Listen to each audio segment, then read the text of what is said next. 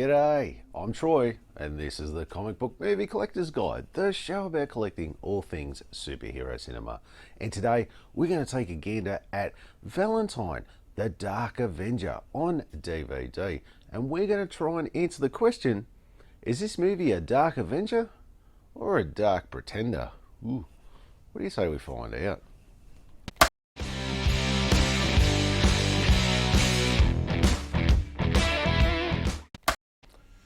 Valentine, the Dark Avenger is a live-action superhero straight-to-DVD movie with a runtime of 97 minutes.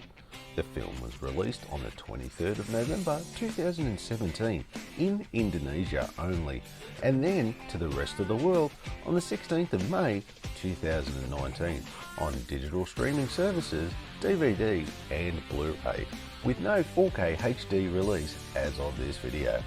It was written by Beby Hasibuan and characters creators Aswin, Siregar and Sarjono, Sutrisno, with it directed by Ubay and Agus Pestol. The film was produced by Aletta Pictures, SAS Films and Skylar Comics and distributed by Shout Factory in the US. Valentine is a popular comic book character from Indonesia and printed by Skylar Comics. Okay, if we look at the case, not bad. I really like, I think it's a painted cover from what I can tell. Very good indeed. It draws you in, got me interested in wanting to watch it, that's for sure. Very well done indeed. Now, the spine, look, the spine's nothing special and it really does blend in on your shelf. Nothing to really stand out there.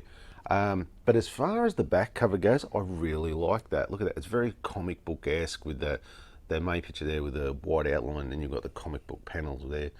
Really nice touch. I like the look of this cover indeed. Very good job for this one. Now the disc, hey, color disc, you know I love a good color disc. It's only the cover, but still color disc, nice job.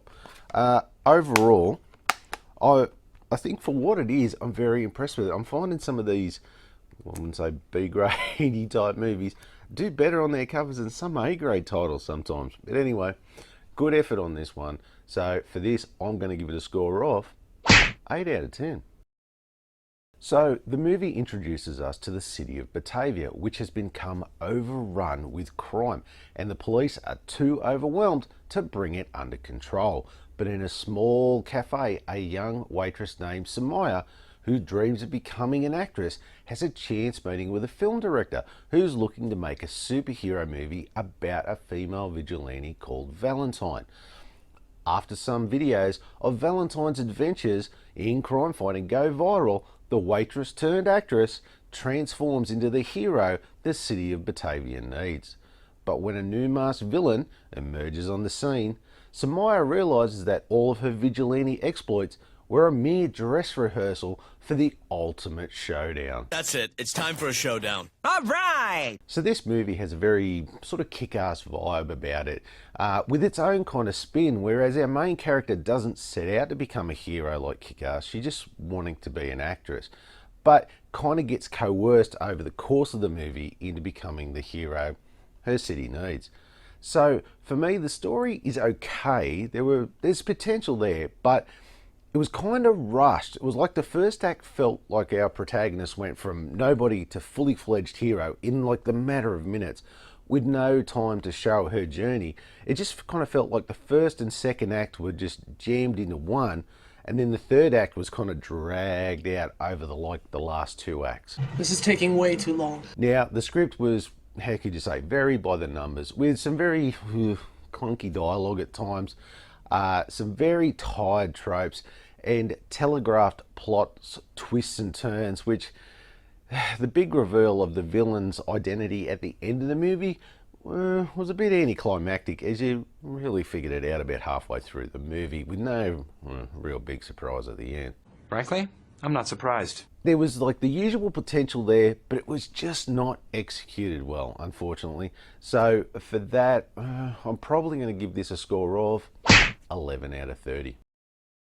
So the character Valentine is from a popular comic book in Indonesia, which is owned by an independent comic book publisher named Skylar Comics. Now, forgive me if I'm not up to date on my Indonesian comic book characters, but you can kind of see some similarities to some American comic book heroes, such as the aforementioned Kick-Ass. And I kind of get this bit of a barbed wire vibe with this femme fatale hero on a motorbike in a lawless city kind of thing. Or is that just me? I don't know what you're talking about. The character does look pretty similar to her comic book version, which is what you want. But the villains, on the other hand, aren't even close.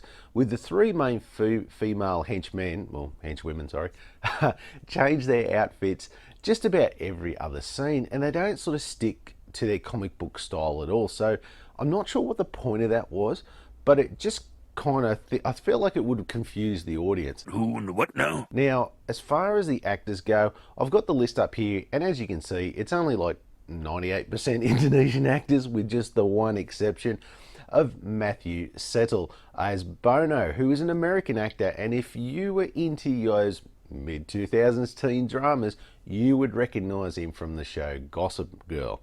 Now, don't know how he ended up starring in a role in a modest budget Indonesian superhero flick, but hey, we've all fallen on hard times now and then. I only did it because I desperately needed the money. Look, I guess he just needed the money, and they needed a little star power, so I'll scratch your back, you scratch mine.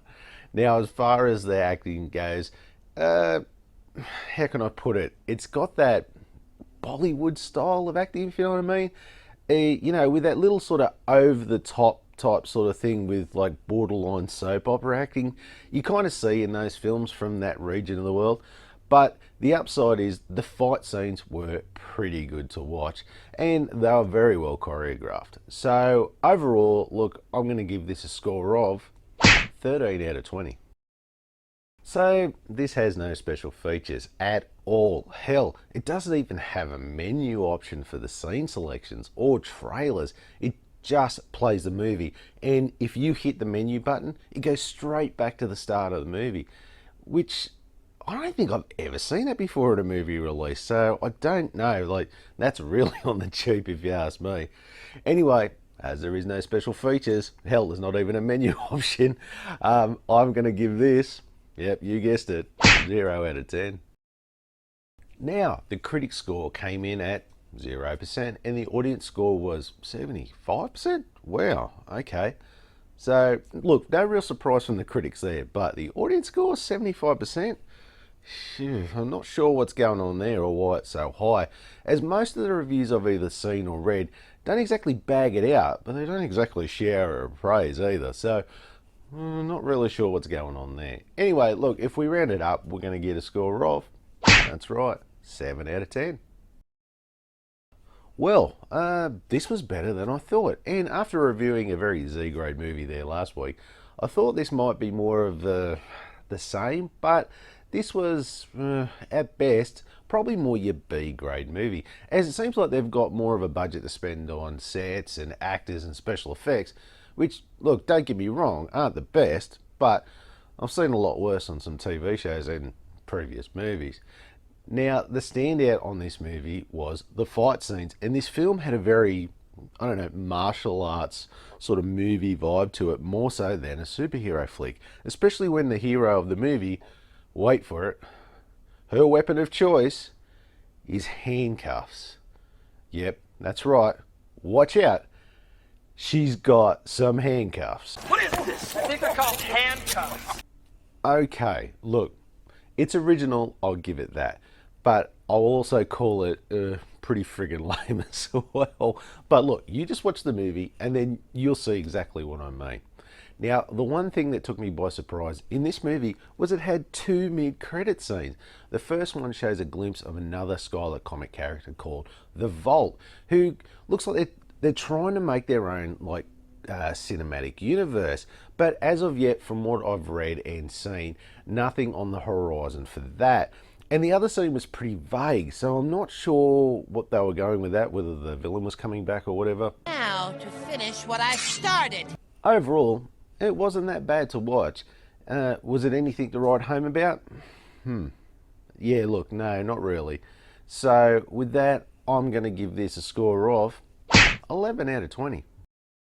So first up is collectability, and if we look at the collector scale, I would say this would be for, say, your comic book geek and up, as it would be an interesting addition to any serious collector's collection, but it would just be something to watch once for pretty much everyone else.